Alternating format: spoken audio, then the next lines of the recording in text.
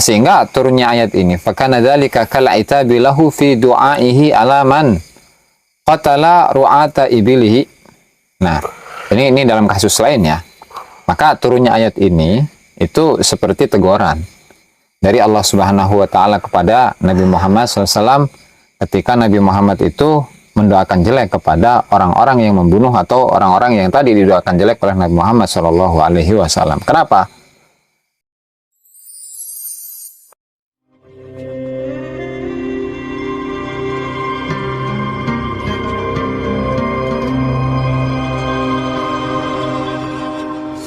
Nggak nyambung. Selawat.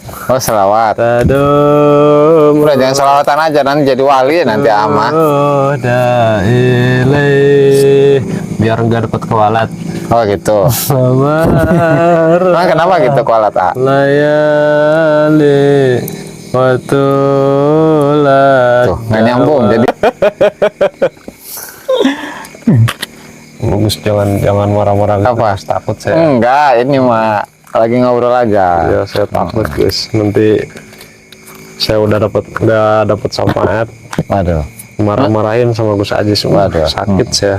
Ya gitu. Itu kan apa namanya, ada doa-doa itu tuh apa namanya, seretkan rezekinya. Serem ya. Apalagi namanya, jangan mudahkan urusannya, apa sih, lupa saya doanya. Ngeri Bay, ya. Ngeri amat. Makanya saya untuk menghandle, bukan menghandle ya, yang ngeri juga sih kan, orang bilang mereka itu imam besar, Masya Allah, gitu kan, Mas. Kita mah apalah. Kita mah santri guys, santri kecil udah mah santri ya. Udah mah santri kecil lagi. Kecil awak begang. Tah yang dikenal dirinya. Ya, sebetulnya kalau nggak pengen dikenal mah tergantung sih Gus. Kalau menurut saya pengen dikenal juga nggak apa-apa. Kalau misalnya orang yang sudah mumpuni. Soalnya kenapa, kalau misalnya gini ya, kalau yang dikenal itu cuma misalnya ya, yang bisa nyanyi-nyanyian, misalnya buat menghibur orang dengan ketawa, kayak gitu kan. Apa salahnya kita misalnya pengen dikenal dengan berlandaskan dengan dikenalnya kita, supaya kita bisa lebih memanfaatkan ilmu yang kita dapatkan selama ini. Kita misalnya gitu Gus ya. Berarti pengen terkenal nggak masalah ya? Nggak masalah. Nah, selagi niatnya positif. Ya, itu mah kan, itu kan udah hadis Nabi ya, innamal a'malu binniyat wa innamal likulli imri'in ma nawa. Pokok kumaha niatnya, gimana niatnya aja itu mah ya. Kayak gitu. Kalau menurut saya mah kayak gitu Gus.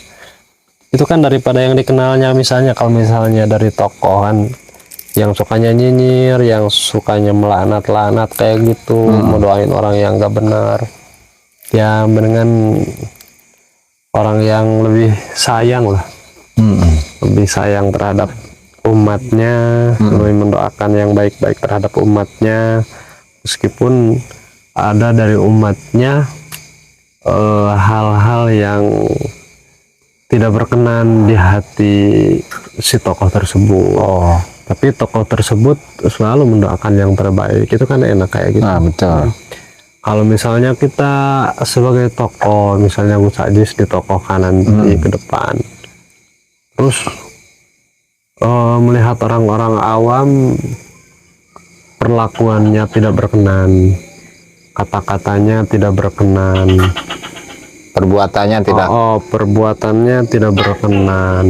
Terus kalau misalnya Gus Ajis sakit tuh, terucap dari kata-kata des ngedoakan yang jelek, terus Gus Ajis itu masalah itu kan dikenalnya oleh masyarakat itu sebagai ulama, terus mudawamah hizib, kayak gitu kan.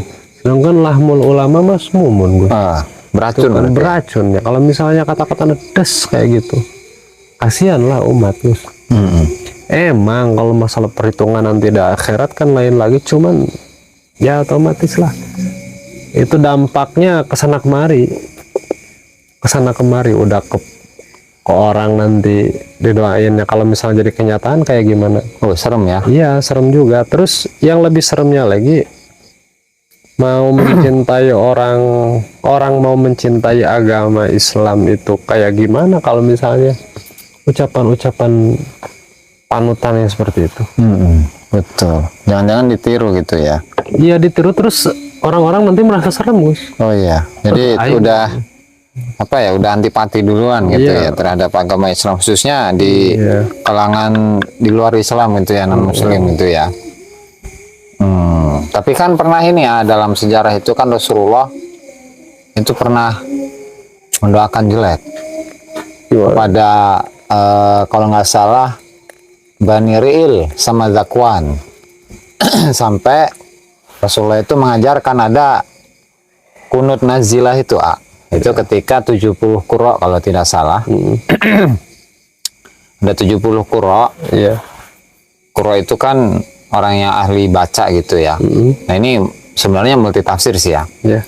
Qurra ini bisa berarti orang yang atau para sahabat Nabi yang ahli baca tulis Al-Quran bahasa Arab. Dan bisa jadi itu qurra itu artinya ya ahli baca tulis sekaligus dia mengerti dengan isi-isinya. Itu profil Ibnu Ri'il itu ya. Ya, nah itu kan ada 70 qurra yang diutus oleh Rasulullah kepada Ri'il wa Zakwan, dan ternyata itu hanya tipu daya sehingga 70 qurra itu semuanya dibunuh. Nyisa cuma satu. Sehingga satu orang inilah yang laporan ke Rasulullah bahwasanya semua sahabat-sahabat Nabi dari 70 orang itu dibunuh. Nah akhirnya Rasulullah itu memberikan syariat atau mengajarkan syariat ya, untuk doa kunut nazilah itu selama kurang lebih 2 sampai 4 bulan gitulah. Ada redaksi itunya nggak doanya nggak, Gus? Ya. Pokoknya Allahumma la'an gitu aja, intinya ada doa untuk melaknat mereka. Cuman kan ada dasarnya kali Rasulullah mengajarkan seperti itu. Yang dilaknat itu perlakuannya udah sangat keterlaluan kan. Kalau misalnya sekedar mencaci yang saya ceritakan tadi, itu kan nggak setimpal lah dengan perlakuan mereka terhadap kita gitu. Kalau misalnya posisinya bukan kita ngaku-ngaku ulama juga. Cuman kan memang oke, saya ambil dulu lah poho eta untuk menjelaskan keterangan itu. Mana itu kitabnya ya? Poho lah, di mana eta? Lebah kita maki lah, bingung. Itu sambil menunggu beliau ngambil kitab ini, sengaja sih sebetulnya nyimpen kitab di itu ya untuk audiens para netizen. Saya sengaja nyimpen kitab di sini, bukan apa namanya, cuma sekedar perhiasan dan sekedar pengenalan. Jadi bukan yang disebutkan ria, ya ria emang ria cuman berlandaskan juga, jadi supaya apa namanya, orang itu mengenal cuman hanya pemandangan-pemandangan yang indah secara duniawi aja. Itu kan ini pemandangan kelihatannya ada kitab, ada apa gitu kan, biar orang mengenal. Misalnya yang punya channel ini Gus Ajis Jazuli, ini kitab beliau bukan kitab saya, dan ini sebagai saya ngasih beban juga terhadap beliau. Jadi beliau emang bisa bacanya, kalau saya enggak. Ini kitab beliau. Halo tuh. Terus jadi apa namanya, biar dia apa namanya ya, biar dia itu ada beban, biar dia ada beban buat berpikir juga. Ada beban sebetulnya kayak seperti tadi yang dia bahas itu, untuk terkenal itu emang ada bagusnya, ada jeleknya. Jeleknya apa? Capek. Kalau misalnya udah terkenal, orang udah tahu, misalnya Gus Ajis bisa baca kitab, nantinya kan banyak orang yang bertanya tentang hukum, otomatis waktunya akan tersita juga. Cuman ya itu resiko Gus Ajis, jangan nggak mau lah nanti ditanya sama orang-orang ya Gus. Betul. Iya Jadi seperti ini itu. cuman gaya doang biar keren aja ini mah. Cuman beliau itu emang tawadu, cuman tong ketawaduan Gus lah ini mah. Biasa pak ya. Tawadu-tawaduan guys. Biasa-biasa aja. Jadi saya itu pernah baca apa ketika siapa ini nama kitabnya Al Jawahir wa Duror ya. Iya. karya dari Syekh Abdul Wahhab Asy'arani. Judulnya Kitabul Jawahir wa Durar mimma stafadahu Sayyidi Abdul Wahhab Asy'arani min Syekhihi Sayyidi Ali Al-Khawas. Berarti itu sama dengan Anwar Al-Qudusiyah ya pengarangnya sama. Betul. Ini nih. Sambil nyari diisi aja. Ya. Sambil saya nyari, hanya ngasih apa gitu. Enggak, apa yang saya kasih ngomong-ngomong biasa aja Gus. Ya itu nerusin tadi aja ngomong. Jadi maksudnya memang hidup itu harus ambil resiko. Resiko kita nuntut ilmu dari kecil sampai sekarang dididik oleh orang tua, dididik oleh guru kita, ya otomatis lah.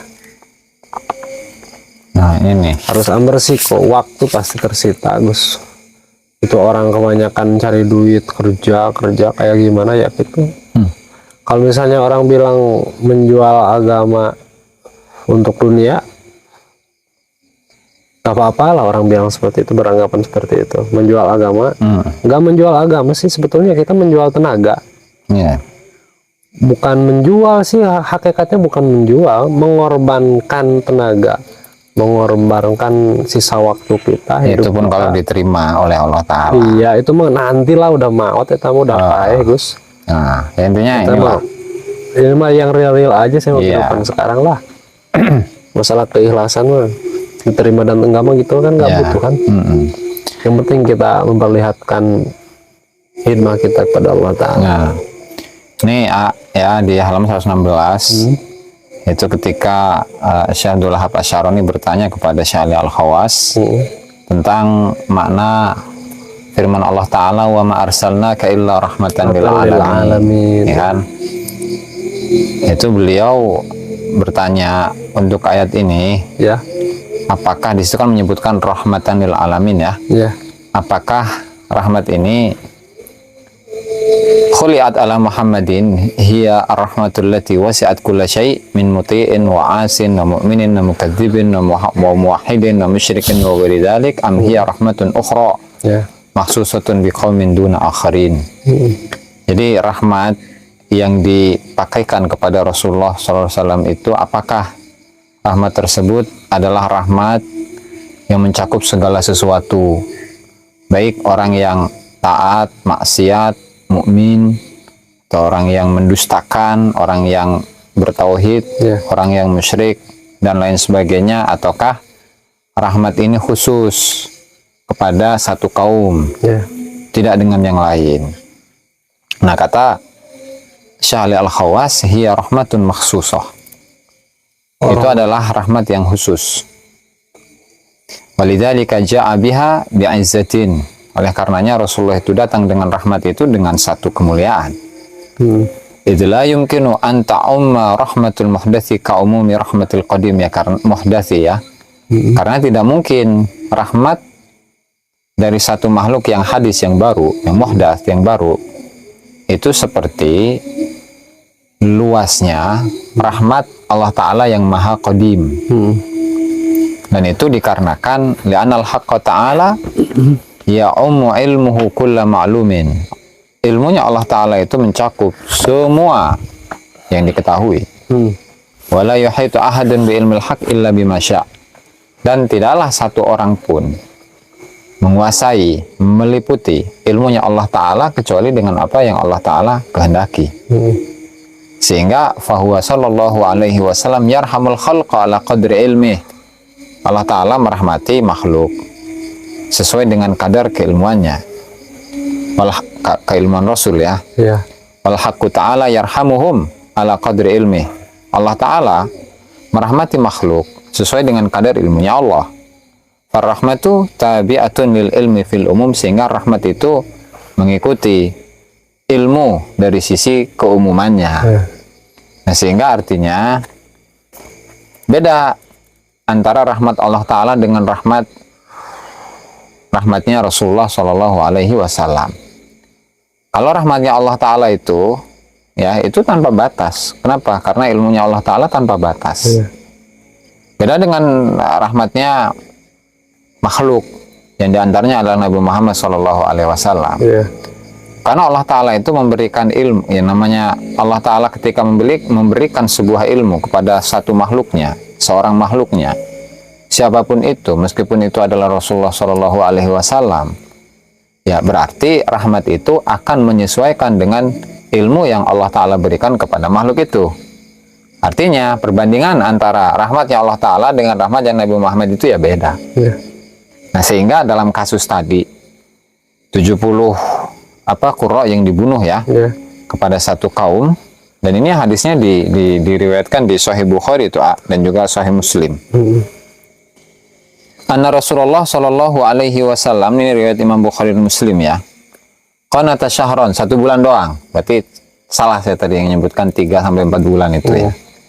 Beliau Rasulullah SAW itu berkunut selama 1 bulan. Yad'u ala ahya'in min ahya'il Arab. Beliau mendoakan jelek kepada beberapa kampung dari kampung-kampungnya Arab. Tsumma tarakahu. Kemudian Rasulullah tidak berkunut lagi, artinya tidak mendoakan jelek lagi kepada kaum tersebut. Nah, sehingga di sini sedikit bisa kita simpulkan bahwasanya meskipun satu kejadian bahwa Rasul itu mendoakan jelek kepada satu kaum, itu sifatnya sementara. Itu kan berproses. Ya tadi berdasarkan atas ilmu yang Allah Ta'ala berikan kepada Muhammad, sehingga beliau itu mendoakan jelek pada suatu kaum. Dan kejadian tersebut ternyata itu terjadi sebelum turunnya ayat wa ma arsalnaka illa rahmatan lil alamin. Berarti seolah-olah ayat wa ma arsalnaka illa rahmatan lil alamin itu sebagai teguran ya. Betul. Pada Rasulullah, ya Rasulullah setelah mendoakan jelek terhadap umatnya kayak gitu. Betul.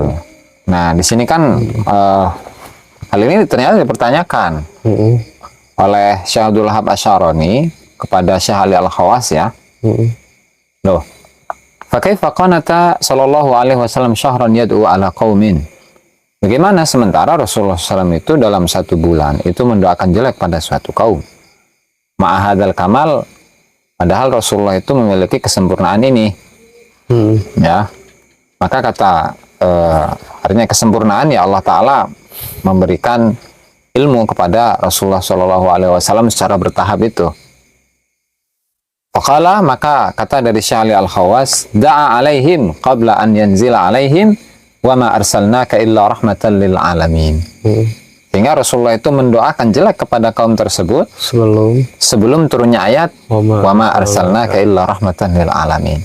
Dan ini kan sesuai dengan redaksi dari hadis tadi kan, tsumma tarakahu, kemudian Rasulullah itu meninggalkan. Artinya tidak lagi berdoa jelek kepada kaum manapun. Itu ya. Nah, sehingga turunnya ayat ini, fakana dzalika kal'itabi lahu fi du'aihi ala man qatala ru'ata ibilihi. Nah, ini dalam kasus lain ya. Maka turunnya ayat ini itu seperti teguran dari Allah Subhanahu wa Ta'ala kepada Nabi Muhammad SAW ketika Nabi Muhammad itu mendoakan jelek kepada orang-orang yang membunuh atau orang-orang yang tadi didoakan jelek oleh Nabi Muhammad SAW. Kenapa? Ya karena li'anna fihi raihatal intisar lin nafsi. Karena di dalam doa atau mendoakan jelek kepada orang lain, di situ terdapat raihatal intisar. Aroma merasa menang, merasa dirinya benar kepada orang lain. Intisar lin nafsi berarti menolong atau mengunggulkan nafsunya. Ya kan, lal jannah bukan sisi ketuhanan. Walidzalika taraka du'a 'alan nas ba'da nuzuli hadhil ayat, sehingga Rasulullah SAW itu tidak lagi mendoakan jelek kepada manusia setelah turunnya ayat ini. Nah, sehingga dari keterangan ini barangkali mau ini baca nanti aja telaah nanti ya. Jadi itu setelah turunnya ayat tersebut Rasulullah nggak pernah lagi mendoakan jelek berarti ya Gus? Betul, karena ketika kita ini mendoakan jelek kepada orang lain, itu kan di situ terdapat raihat tadi, aroma, terdapat terdapat satu sisi lah di mana kita ini memposisikan diri seakan-akan kita adalah orang yang benar, sementara orang lain itu salah. Itu sehingga ketika kita dijahati diberlakukan jahat oleh orang lain, dicaci, dimaki, dihina segala macam, maka ketika kita mendoakan jelek, ya Allah hancurkanlah mereka dengan sehancur-hancurnya, ya Allah miskinkanlah dia, dan seterusnya. Ya, seakan-akan kita merasa bahwa diri kita ini benar, sementara orang lain kan salah. Itu mungkin Gus ya hikmahnya dari cerita dan kajian kitab itu tadi. Apa namanya, Rasulullah SAW mendoakan jelek terhadap umatnya, terus Rasulullah ditegur langsung oleh Allah Subhanahu Wa Taala dengan berupa wahyu, berupa ayat, wa ma arsalnaka illa rahmatan lil alamin. Dan setelah itu Rasulullah tidak mendoakan jelek, dan otomatis kita sebagai umatnya Rasulullah SAW otomatis kita kebawa itu Rasul sebelum turunnya ayat tersebut, dan sekarang itu masa sesudah turun ayat tersebut. Jadi jauh berapa ribu tahun malah. Ya. Mungkin jadi pemahaman saya, kita itu memahami Islam itu makanya harus benar-benar mengkaji ilmu Islam itu secara kafah, secara semua, dan intinya ngaji itu harus tamat lah, jangan setengah-setengah. Ya padahal ya meskipun pada hakikatnya gitu, ngaji itu nggak bakalan tamat kecuali mati. Iya. Dan otomatis kalau misalnya kita harus menyadari harus menyadari akan kekurangan kita sebagai manusia biasa. Jadi kalau misalnya kita manusia biasa, ya jauhlah sama Rasul. Kalau Rasul kan langsung ditegur oleh Allah Subhanahu Wa Taala berupa wahyu, wa ma arsalnaka illa rahmatan lil alamin. Kalau kita sebagai umatnya Rasul, berarti kalau misalnya kita belum diistimewakan oleh Allah Subhanahu Wa Taala berupa wahyu, berupa ilham, keteguran kayak gitu, berarti ya kita sebagai manusia itu harus saling menasehati. Atau sobil haki gitu ya. Tawasobil haq atau tawasobis sabar kayak gitu. Jadi saling menasehatan dalam hak dan saling menasehati dalam kesabarannya, harus sabar lah. Dan kita juga harus toleran terhadap orang-orang yang tidak berilmu, orang-orang yang tidak beradab terhadap orang-orang alim kayak gitu Gus. Kita harus memaklumi lah kalau misalnya kita berbuat salah, kita nggak wajar. Kenapa? Karena kita itu orang yang berilmu. Kalau misalnya orang berilmu, meskipun saya sendiri nggak pernah merasa diri saya berilmu. Kalau misalnya kita merasa orang yang menuntut ilmu, kita lagi menuntut ilmu loh. Harus kita maklumi kalau misalnya orang bodoh, orang yang nggak ngerti agama, yang kerjaannya sibuk pada dunia, itu ada perlakuan, ada kata-kata yang kurang bagus, itu wajar lah. Wajar. Justru kita harus mendoakan Allahumma shlih. Kalau perlakuan mereka jelek, kita doakan Allahumma shlih, Allah mangsur, Allah majbur, Allah maghfir, Allah mafarij. Nah, nanti itu untuk pembahasan kedua. Mungkin ini saya kasih sambungan dulu ya. Kan terkadang kita ini merasa benar yang kemudian mengait-ngaitkan dengan agama. Jadi dalam ajaran agama itu seperti ini, sehingga tujuannya adalah untuk membela agama atau untuk membela Allah. Ya, sebenarnya saya sangat setuju dengan apa yang dikatakan oleh Gus Dur itu dalam satu judul bukunya itu, Tuhan itu tidak perlu dibela. Ya, ada bukunya. Ada. Tuhan tidak perlu dibela. Dan ini sesuai dengan apa yang di lanjutan dari keterangan tadi ya, dalam kitab Ad-Durral Al-Jawahir wa Duror. Di situ melanjutkan tadi ketika Rasulullah itu katakanlah diingatkan ya, ditegur oleh Allah Subhanahu Wa Taala ketika beliau sampai sebulan itu berdoa mendoakan buruk kepada satu kaum ya dari kalangan orang Arab. Dalam peneguran tersebut, walau kana dzalika ghiratan bintihakil janabil ilahi ma'atabahu ala dzalika fafham. Seandainya jika apa yang dilakukan oleh Rasul, ini Rasul loh, dalam waktu 1 bulan mendoakan buruk, mendoakan jelek kepada satu kaum, ya itu kan diingatkan tadi kepada oleh Allah Subhanahu wa taala sebelum turunnya ayat wa ma arsalnaka illa rahmatan lil alamin. Tandanya Rasulullah SAW itu melakukan hal itu lantaran cemburu ya atas sisi ketuhanan atau cemburu karena Allah Subhanahu wa taala. Allah taala tidak mungkin memberikan peringatan atau apa tadi bahasanya menegur Allah Subhanahu wa taala. Allah Subhanahu wa taala menegur Nabi Muhammad SAW dalam melakukan doa tadi.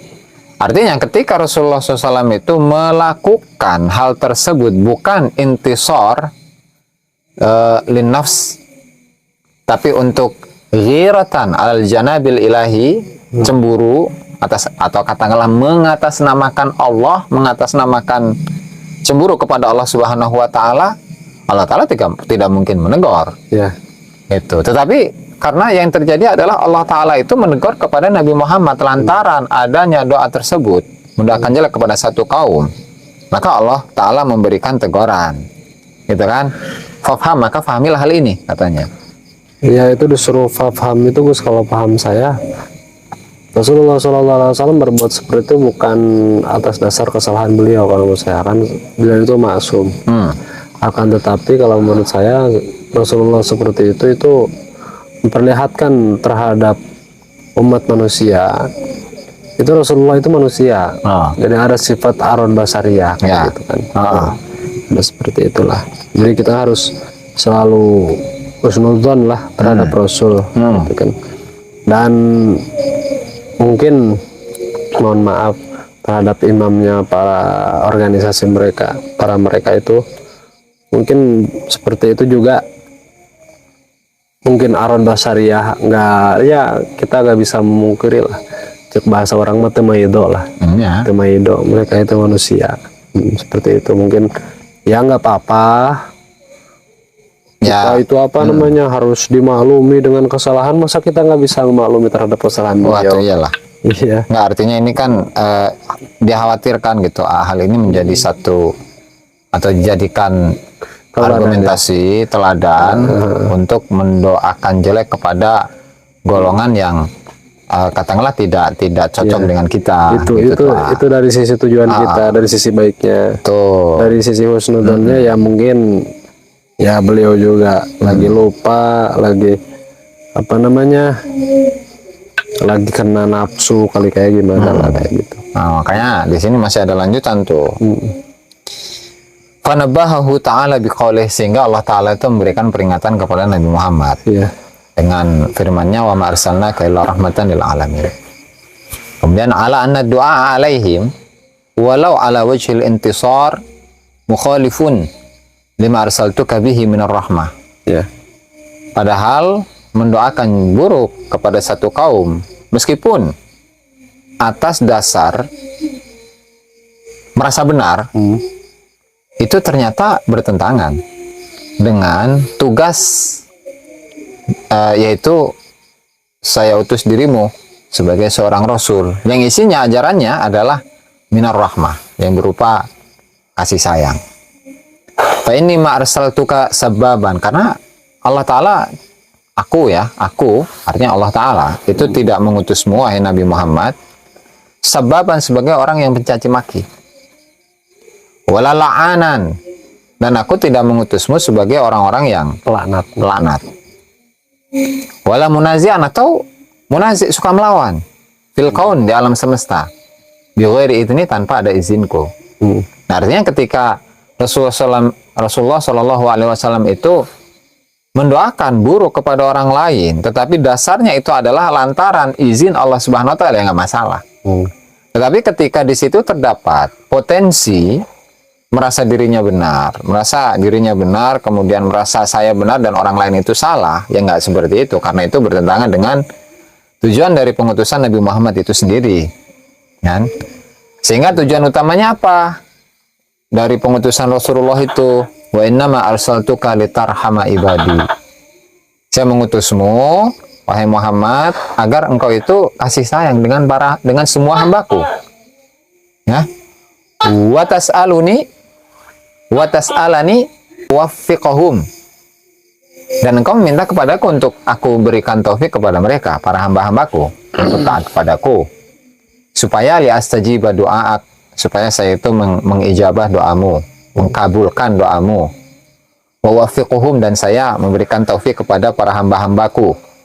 Fatara surura ainaika wa qurrataha fi ta'atim, sehingga engkau akan melihat kebahagiaan di kedua matamu dan ketenangan pandanganmu itu adalah berada dalam ketaatan para hamba-hambaku.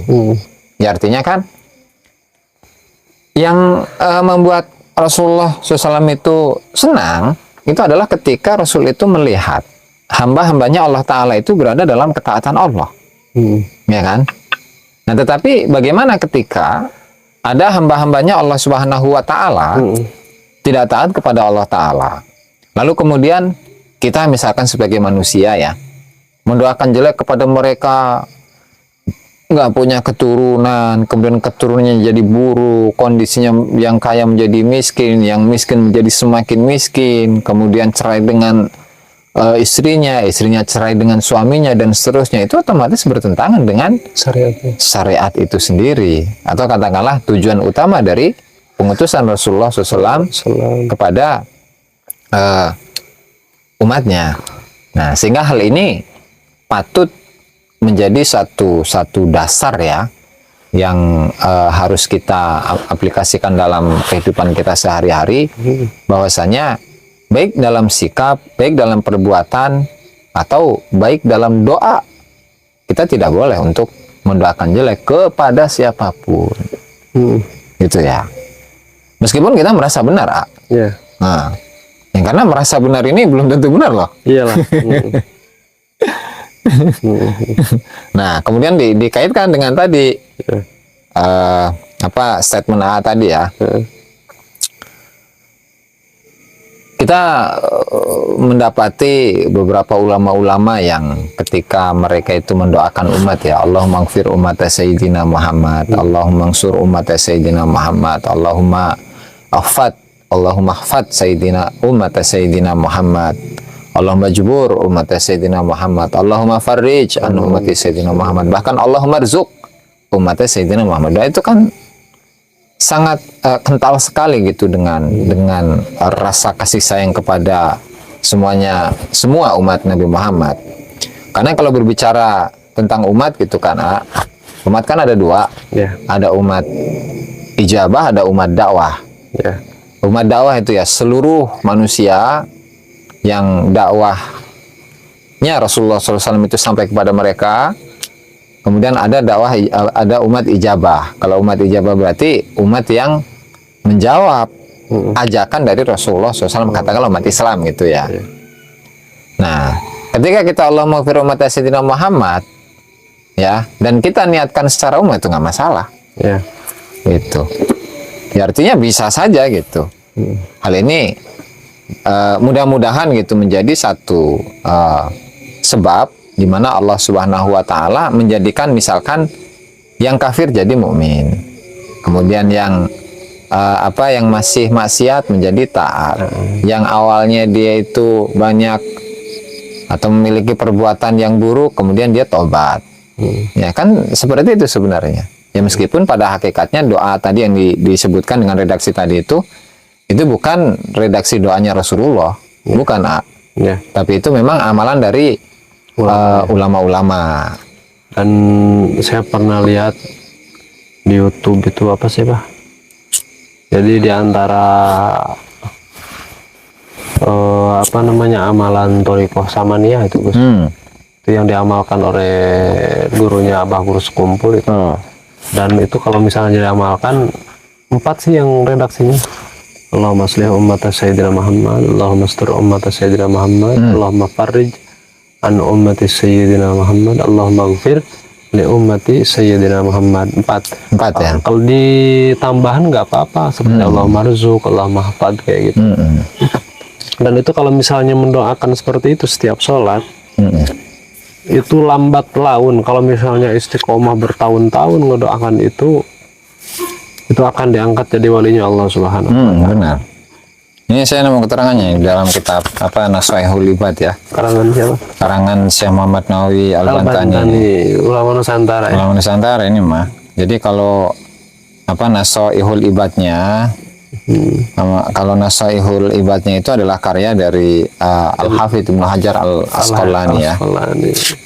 Yang punya kitab Bulughul Maram atau syarah Bukhari itu ya, Fathul Bari atau Lisanul Mizan. Kemudian Taqribut Tahdhib, Tahdhibut Tahdhib dan seterusnya. Nah, kemudian disarai, dikomentari itu oleh Syekh Muhammad Nawawi Banten. Dan di sini disebutkan itu ya. Dan saya juga nonton itu videonya Ang Jae, halo Ang Jae. Udah nonton nih. Ang Jae Ujung Kulon. Ajengan resepnya nu. Resep eta. Nah, jadi di sini disebutkan itu apa doa tadi yang kita baca ya. Wa min asbabi bismillahirrahmanirrahim qala Syekh Muhammad Nawawi Al-Bantani ila an qala ini halaman 3 ya, kitab Syarah Naswaihul Ibad. Halaman 3 ini. Cetakan biasa, cetakan kuning. Kita gundul. Lokal ya. Beliau menyebutkan wa min asbabi husnil khatimah al-muwadzabatu ala hadha du'a. Termasuk beberapa sebab didapatkannya husnul khatimah. Itu adalah konsisten muwadzabah ya. Continue, istiqomah lah dalam membaca doa ini, yaitu Allahumma akrim hadhil ummatal Muhammadiyah. Ya Allah, muliakanlah umat Muhammad ini bijamili awaidika fid darain, dengan indahnya kebiasaan-kebiasaanmu di dunia dan akhirat. Ikraman, sebagai kemuliaan, liman ja'altaha min ummatihi sallallahu alaihi wasallam, bagi orang-orang yang kau jadikan bagian dari umatnya Nabi Muhammad sallallahu alaihi wasallam. Ya. Wa minha, dan di antara sebab-sebab untuk mencapai husnul khotimah itu adalah al-muwadzabah ala hadha du'a baina sunnati subhi wa fardih. Mendawamkan doa ini di antara sholat sunnah subuh dan sholat subuh itu sendiri, wa fardih, dan sholat sunnah subuh itu sendiri. Artinya di antara setelah kita melakukan sholat sunnah qobliyah subuh, sholat sunat fajar itu ya. Sholat sunat fajar. Nah, kita sebelum kita melakukan sholat subuh ya, itu mendawamkan doa ini, yaitu Allahumma gfir li ummati Sayyidina Muhammad. Ya Allah, ampunilah kepada umatnya Sayyidina Muhammad. Allahumma arham umat Sayyidina Muhammad. Ya Allah, rahmatilah, kasihilah, sayangilah umatnya Sayyidina Muhammad. Allahumma astur umat Sayyidina Muhammad. Ya Allah, tutupilah umatnya Sayyidina Muhammad. Allahumma jbur. Ya Allah, tembel itu. Ujbur. Jadi yang pecah itu ditambal, dilekatkan gitu. Ya Allah, lekatkanlah gitulah umatnya Sayyidina Muhammad. Allahumma aslih, ya Allah, perbaikilah umatnya Sayyidina Muhammad. Allahumma afi, ya Allah, ampunilah umatnya Sayyidina Muhammad. Allahumma khfad umatnya Sayyidina Muhammad. Ya Allah, jagalah umatnya Sayyidina Muhammad. Allahumma arham, ya Allah, kasihilah, sayangilah umatnya Sayyidina Muhammad. Rahmatan ammah, dengan kasih sayang yang luas. Ya Rabbal Alamin, wahai Tuhan alam semesta. Allahumma gfir, ya Allah, ampunilah li ummati Sayyidina Muhammad, kepada umatnya Sayyidina Muhammad, maghfiratan ammah, dengan ampunan yang luas. Ya Rabbal Alamin, wahai Tuhan alam semesta. Allahumma farrij, ya Allah, bahagiakanlah an ummati Sayyidina Muhammad, dari umatnya Sayyidina Muhammad sallallahu alaihi wasallam, farajan ajilan, dengan kebahagiaan yang cepat. Ya Rabbal Alamin. Nah, jadi dari doa ini, di samping kita ini mencari sebab agar kematian kita itu berada dalam kondisi husnul khotimah. Di sisi lainnya, kita ini membagikan kasih sayang kepada semuanya umat Nabi Muhammad SAW. Kan ini mencakup baik yang hidup atau yang mati kan, baik yang masih hidup atau yang sudah meninggal. Nah, sehingga itulah bagian dari pengaplikasian terhadap ayat wa ma arsalnaka illa rahmatan lil alamin itu sendiri. Itu ya. Nah, meskipun kalau redaksi hadis ini kan sebenarnya jadi ada yang menisbatkan hadis cuman dengan redaksi Allahumma arham ummat Sayyidina Muhammad rahmatan ammah ya rabbal alamin, menisbatkannya kepada Rasulullah. Nah, cuman menurut penilaian dari Imam Al-Uqaili, kemudian Imam Al-Khatib Al-Baghdadi dalam kitab Tarikh Baghdad, kemudian Syafa' Az-Zahabi dan juga yang lainnya itu menilai bahwa hadis itu adalah hadis yang maudhu. Tetapi setidaknya ini merupakan amalan dari Syekh Muhammad Nawawi Banten dari redaksi yang barusan kita baca.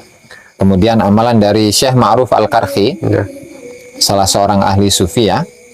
Kemudian juga amalan dari Syekh Abu Nuaim Al-Asbahani yang punya kitab Hilyatul Auliya. Gitu. Nah, sehingga faedahnya ya sangat banyak.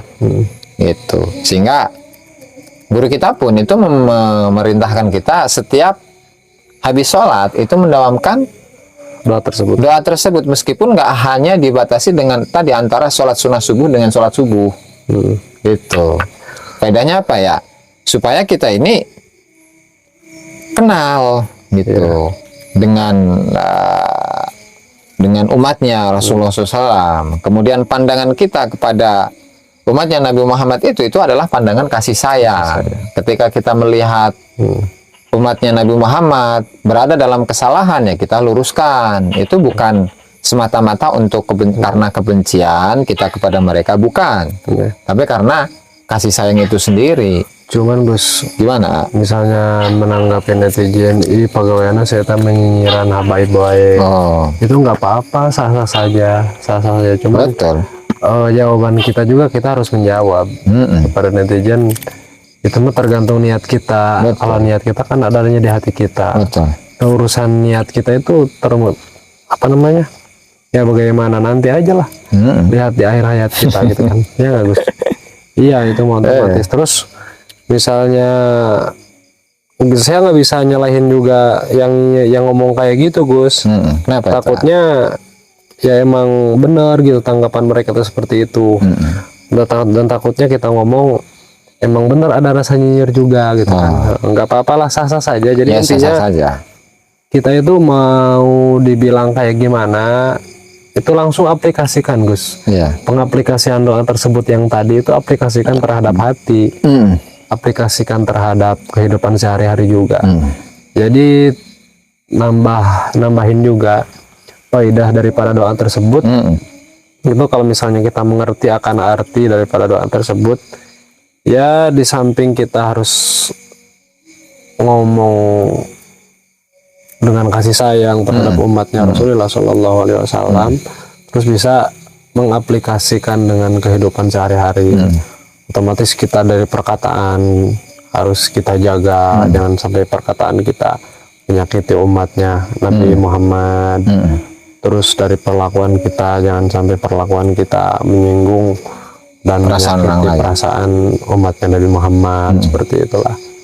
Jadi otomatis kalau misalnya kita sering berdoa seperti itu, terus kita mengerti, mungkin di saat kita mau berkata dan perkataan kita itu menyakiti umatnya Nabi Muhammad SAW, itu kita ingat, gitu kan? Kalau misalnya semakin kita banyak berkata seperti itu kan, semakin ingat juga di hati gitu kan? Benar. Iya, kita kayak gitu kan. Jadi aplikasinya kayak gitulah. Jadi kayak gitu para netizen, nggak apa-apa, tersah-sah saja berpendapat, nggak apa-apa. Mau misalnya dianggap kita nyinyir, nggak apa-apa. Cuman urusan nanti itu urusannya sama kita sama Allah itu mah. Dan mungkin mudah-mudahan Allah Subhanahu Wa Taala membersihkan hati kita Gus. Amin. Membersihkan hati para netizen juga, nggak apa-apa. Jadi jangan kita ngomong Wa arsalnaka illa rahmatan lil alamin, itu hanya sekedar untuk mereka para netizen, hanya sekedar untuk mereka umat Rasulullah SAW selain kita. Ya termasuklah usikum wa nafsi bitaqwallah, intinya itulah. Ya seperti itu. Ya. Terus ada itu juga Gus, jangan nges-nges. Apa tuh? apa namanya, para penggemar YouTube yang sukanya megang-megang HP, nonton HP kayak gitulah. Itu YouTube itu apa namanya, sekedar hiburan. Nah misalnya kalau misalnya ada faidah kita ambil, kan tetapi saya sarankan jangan sampai dari tontonan YouTube kita itu langsung kita ngejas orang yang kita tonton itu dengan justifikasi yang negatif. Ya otomatis untuk apa ya, untuk kerukunan kita lah, Kedamaian. perdamaian kita sebagai penghuni daripada negara kesatuan Republik Indonesia, daripada umatnya Indonesia umumnya, ya umat Nabi Muhammad SAW juga. Jadi kita biar saling sayang, saling asah, saling asuh, Saling asik. dan saling asih juga. Terus saran saya buat saya dan juga kalian para penonton yang budiman, ya disarankan hidup kita itu dari tontonan YouTube setidaknya, misalnya kalau misalnya waktu luang, kalau misalnya 5 jam kita nonton YouTube, nonton film, nonton apa, sisihin lah sejam dari 5 jam, kan nggak setengahnya aja ya, buat mengkaji ilmu di YouTube. Cuman ya itu, kajian YouTube-nya jangan sampai salah nonton juga. Kalau misalnya ada tontonan yang kurang mendidik, kadang-kadang pendidikan juga harus terarah. Kalau misalnya lihat ahli sunnah apa enggak gitu kan. Kalau dari ahli sunnah nggak apa-apa kita tonton juga, cuman ya kita harus punya dasar dulu. Intinya jangan hanya YouTube doang yang kita tonton, Tapi yang ngaji kepada ulama, ngajinya kepada kiai. ulama. Intinya harus kita punya guru, punya guru. Kalau misalnya udah ada dasar, itu mah bral rek nontonan baik, bebas tuh. Kalau misalnya nggak berdasar, ya itu yang dikhawatirkan. Yang dikhawatirkan kita terpancing dengan ajaran-ajaran dari YouTube, dari Google dan lain sebagainya, itu menjadi acuan pegangan hidup. Jadi bukan hanya pertimbangan. Kalau misalnya pertimbangan dibanding-banding itu nggak apa-apa itu mah. Kalau misalnya acuan itu hanya dari YouTube saja, aco. Dan untuk para generasi muda, ya sisihkanlah. Kalau misalnya 24 jam waktu, dikurangi waktu tidur 8 jam misalnya ya, 24 berarti ada 16 jam lagi tuh waktu tuh. Terus makan 3 kali makan itu sejam lah, 3 kali makan berarti ada sisa 15 jam, ngopi sejam berarti 14 jam. Itu kerja itu berapa jam tuh, misalnya ambil lagi 8 jam, 14 jam berarti tinggal 6 jam. Itu masa sih kita nggak bisa nyisihin waktu berapa jam, sejam lah dalam sehari itu buat mengkaji ilmu. Nggak apa-apa kan, nggak masalah, ada waktu juga ya. Otomatis lah dari sehari itu sisihkanlah waktu buat mengkaji ilmu. Buat apa ya? Buat menata kehidupan, buat bekal kita. Mau ilmu duniawi, mau ilmu ukhrawi, mau apa, Semangat baik. Yang penting mah kita biar jadi orang yang berpikir, yang memakai akal logika dan mempunyai keimanan yang teguh. Amin. Kayak gitu. Seperti itu ya. Ya, Allah maghfir umat Sayyidina Muhammad, Allah ma'aslu umat Sayyidina Muhammad, Allah mansur umat Sayyidina Muhammad, Allah marzuq umat Sayyidina Muhammad, Allahumma farid an ummati Sayyidina Muhammad, amin ya rabbal alamin.